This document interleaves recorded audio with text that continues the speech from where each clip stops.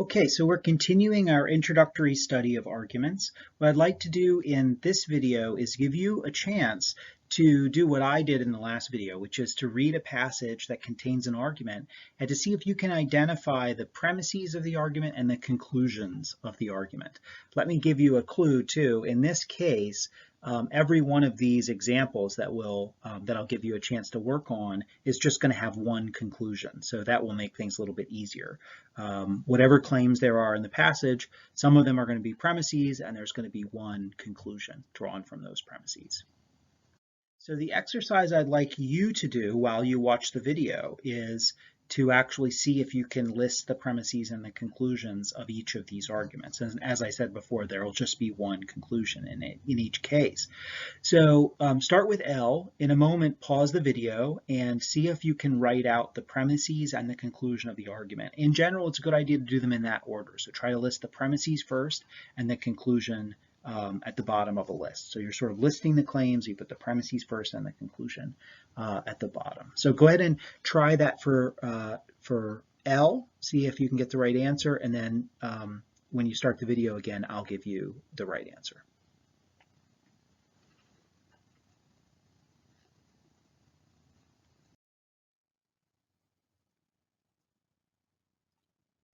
Okay, so here's the correct answer to this one.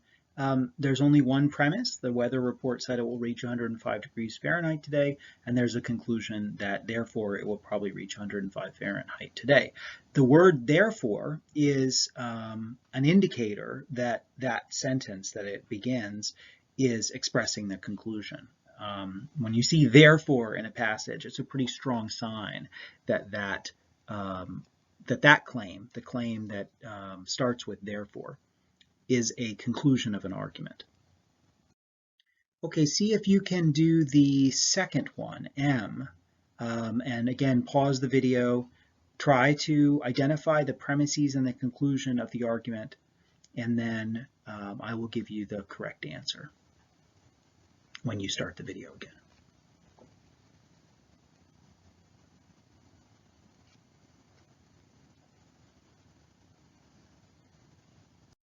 Okay, so one good answer to this one is listed here on the slide. It's good because it identifies the conclusion accurately. Again, you may have used the word therefore as a clue that that's the conclusion.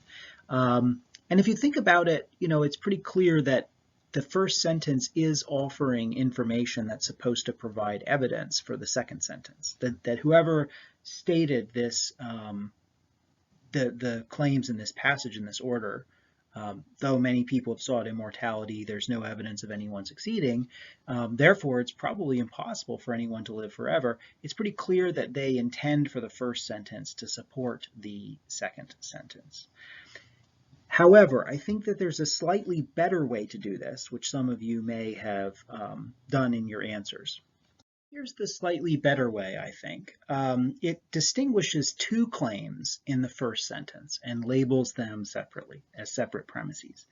So the reason why I think this is better, and in general, if there are multiple claims in an argument, you want to kind of give each of those claims their own line. I say in general because there are exceptions. If there are a number of claims that are all so similar to one another that they really could more clearly be summarized just with a single claim or a single premise, then that's preferable. But given that these are really two different pieces of information, one piece of information is many have tried to live forever, the other piece of information is there's no evidence of anyone succeeding, and it's putting those two pieces of information together then that supports the conclusion.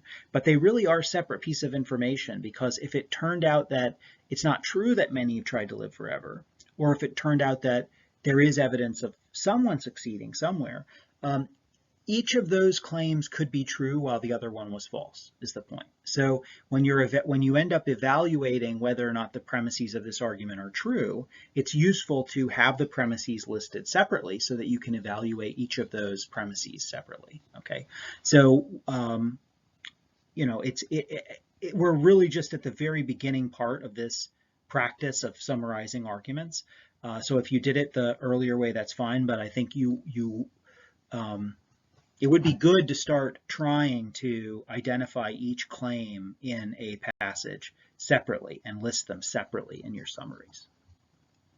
And then finally see if you can do N correctly. This one's a little bit tougher than the others.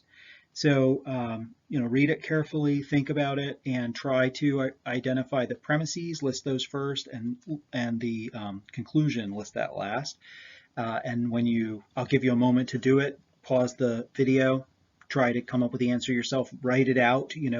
With all these exercises, you really need to write it out because otherwise the ideas will be vague in your mind. I mean, I guarantee you it's much clearer and you'll be able to tell what you did correctly or incorrectly if you write it out and compare your answer to what I give you on the slide. So take the time to pause the video, write it out on a piece of paper, and then start the video again and see how you did. Okay, if you prefer to type it up on a laptop or whatever, that's fine too. Okay, so go ahead and pause the video and see if you can answer this question.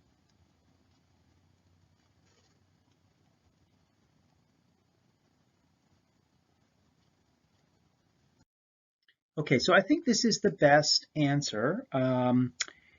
There are two premises. One is I saw someone who looked like Justin Bieber surrounded by security guards in Beam Hall. The other premise is I saw an announcement that Justin Bieber will be visiting campus this week. And the conclusion is that Justin Bieber is on campus today. So this is, what part of what makes this a good answer is I think it accurately identifies the conclusion of the passage.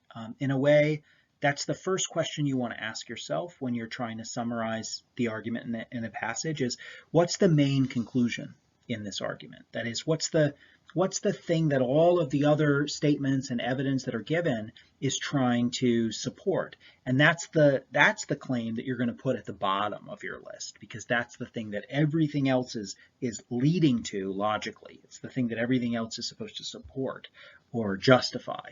And the way we capture that relation is we put the justified thing at the bottom there and everything that's justifying it above it. So we sort of can read things in order leading to the justified or supported claim, the conclusion.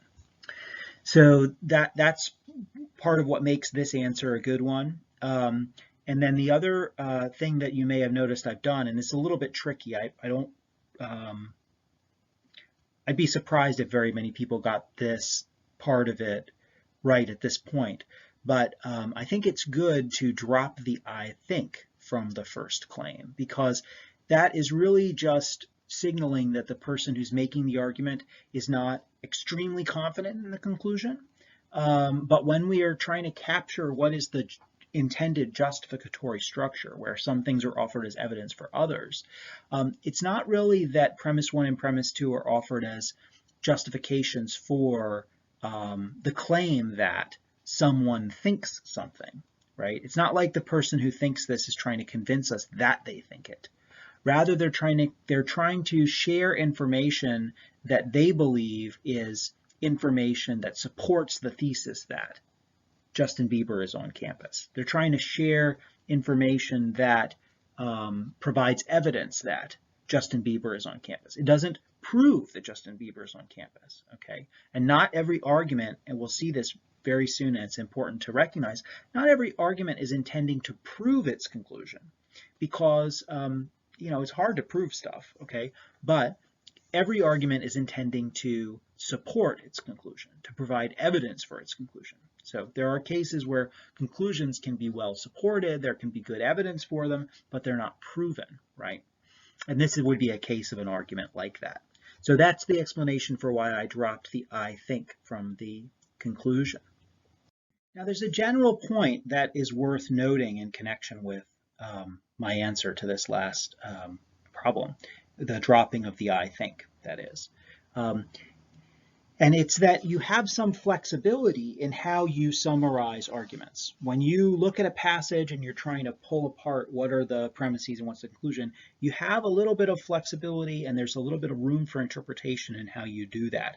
Sometimes there's more than one way to interpret how an argument is being made in a passage. And so That's okay. It's not that any interpretation is as good as any other. That's definitely not the case. And it's very possible to come up with bad interpretations, or to come up with summaries that really make a mistake in capturing even what could be the argument in a passage. Okay, so it's a pretty narrow range of interpretation or flexibility that is available, but there is some degree of interpretation and flexibility in how you summarize an argument, or read the argument in a passage, how you interpret that argument. How you interpret that passage in terms of what argument it contains, because in a way, when you say that a passage contains an argument, you also, to some extent, have to be reading that argument into the passage. You have to be reading the passage in a way that draws out the justificatory relations between the claims. Sometimes it's pretty obvious that that's what the person whoever wrote the passage intended, but you can't see directly into their brain, so you don't know, or into their mind, I should say, so you don't know for certain that that's what they intended. You always have to do a little bit of interpretation. If you think about it, that's the way language in general usually works when it comes to things like what people are intending to say with what they say.